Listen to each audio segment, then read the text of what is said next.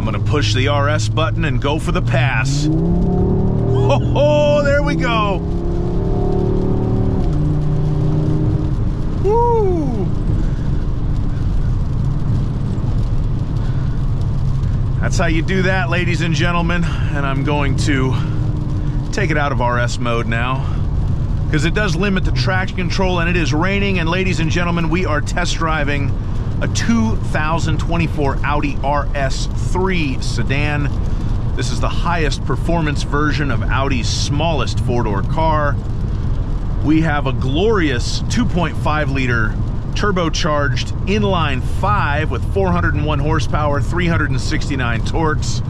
We have a very responsive S-Tronic 7-speed dual clutch transmission. We have quattro all-wheel drive. We have a trick torque vectoring limited slip rear differential. And we have a very rainy February day to try all this out on. And regardless of road conditions, this car inspires a ton of confidence. The brakes are phenomenal. The all-wheel drive system gives you a ton of grip. The engine and transmission are super responsive. You've got a whole bunch of different drive modes to tailor the car to do exactly what you want it to do. And from a driver's perspective, it's very, very difficult to find anything to fault with this RS3. It's a fantastically enjoyable car to drive. Audi's engineers somehow made the old 2.5 liter inline 5-cylinder out of a Mark V Jetta sound amazing and have a very good amount of power. It's amazing what some fuel stratified injection and a turbocharger will do for you. And it just feels like it's drying the road out in front of me. And it's not, you know, these are not horrendous road conditions that I'm on here, but good Lord.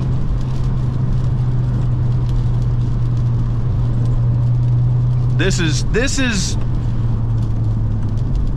what a performance car should be. Size is something that probably isn't spoken about enough when it comes to performance cars. And this RS3 is a pretty small car, especially by modern standards, and that helps it. You know, obviously the smaller a car is, as a rule of thumb, it's probably gonna weigh less, but it helps the handling. There's less of it to keep track of, and on a tight curvy road or a slippery road or something, it's just easier to hustle a smaller car through it than a bigger car. One of the cars I have is an S65 Mercedes-Benz, and that car has 621 horsepower and is incredibly fast in a straight line, and it's an S-Class. It's not meant to be the sharpest handling thing in the world, but you know, I don't really hustle that on a twisty road because it doesn't like it. That's not what it was meant for. You know, a car like this, even though it's down 200 horsepower, because of its size and the way the suspension and everything is set up, it would just walk away from the S65 on a tight mountain road. Or this Tahoe that is now in front of me.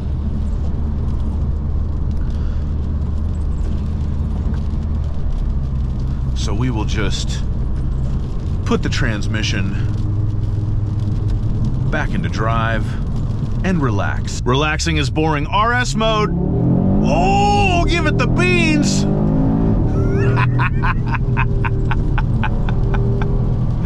Oh, this is great.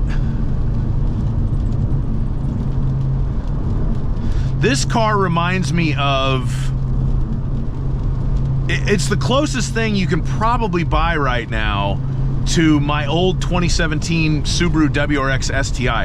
And obviously there's a lot of differences. The Audi's a nicer car. It's way more expensive. It has about 100 more horsepower than my 2017 WRX STI had. But it's the small sedan with a sophisticated all-wheel drive system and boatloads of grip and just the confidence to do stupid things on any road, no matter how rainy or curvy or bumpy or whatever it is, because the car just has the grip to keep you out of trouble.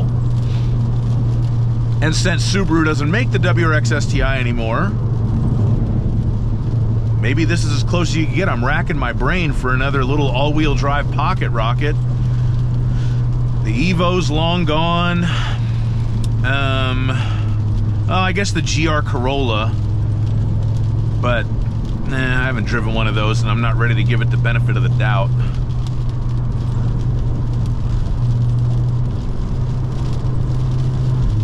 Oh, so nice hearing the shifts from that S-Tronic. I would prefer this car with a manual transmission. I'm not gonna lie about that, but the S-Tronic 7-speed dual clutch is 95% as good as having 3 pedals, so I'd settle out of court for it. Price point's a little stiff on this car. I mean, you can see where the money went as far as the performance aspect of it. Obviously, the engine, the transmission, the differential, the suspension, you know, you can feel the engineering and the research and development that went into all that.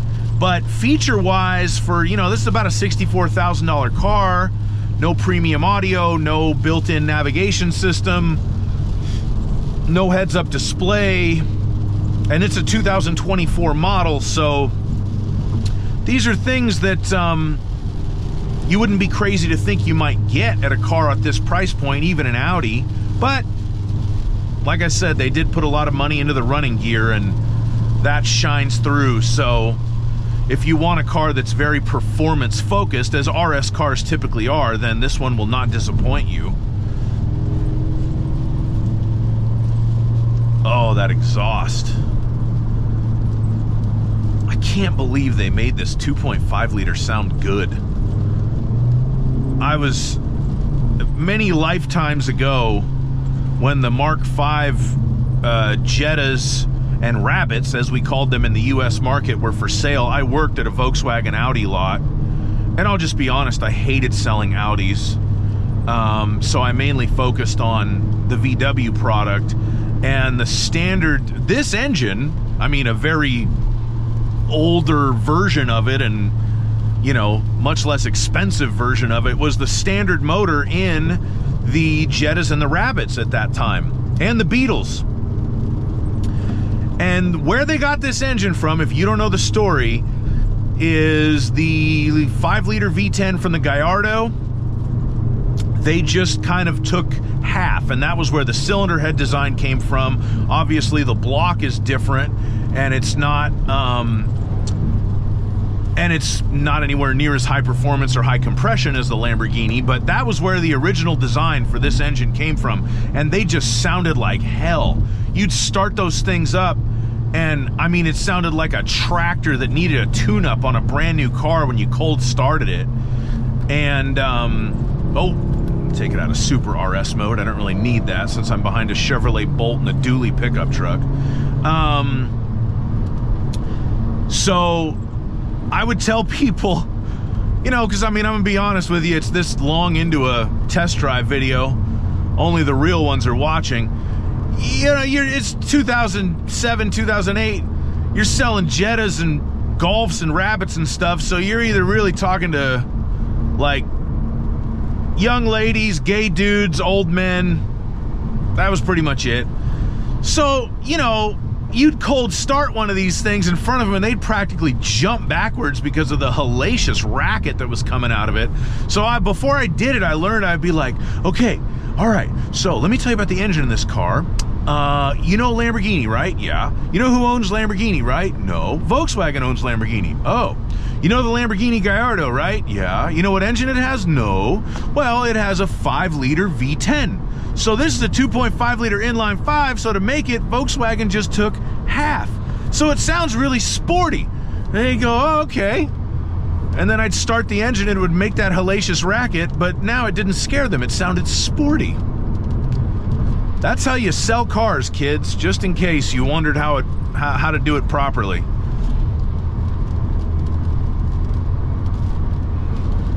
I have to say, the Chevy Bolt and this dually truck are maintaining more momentum than I might have expected out of them. God, this car's fun to drive.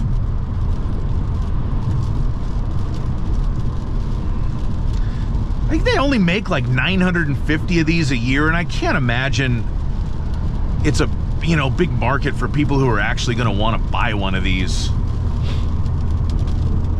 I sold Subarus for a long time too, and like the WRX STI market was probably similar to this, although just on a smaller money scale.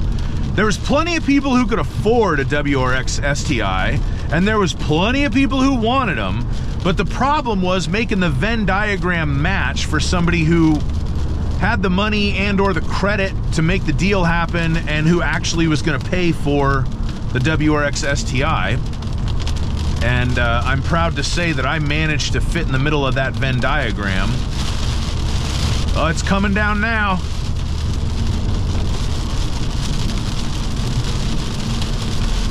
See, this is what happens when you don't check the weather report because you live in Southern California and like 95% of the time the weather's fine. Had I known it was gonna rain like a cow pissing on a flat rock, as my old man would say, I would have done all my filming yesterday. But in a weird way, I'm glad I didn't, because this is better. Driving this car in the hard rain. Look at the grip, look at the grip. Great. Oh, should I do it?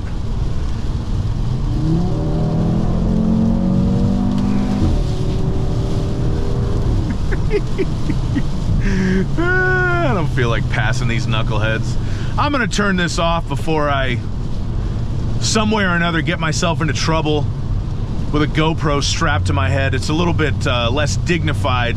I'd rather take it off and just have the wavy lines that the GoPro head attachment leaves on my forehead. So we're gonna cut it here. Hopefully I'll be able to figure out how to film my review video today, and if I have, there'll be a link to it somewhere in the description. And please like my video and subscribe to my YouTube channel, and you know, always drive safely and have a great day. Bye-bye.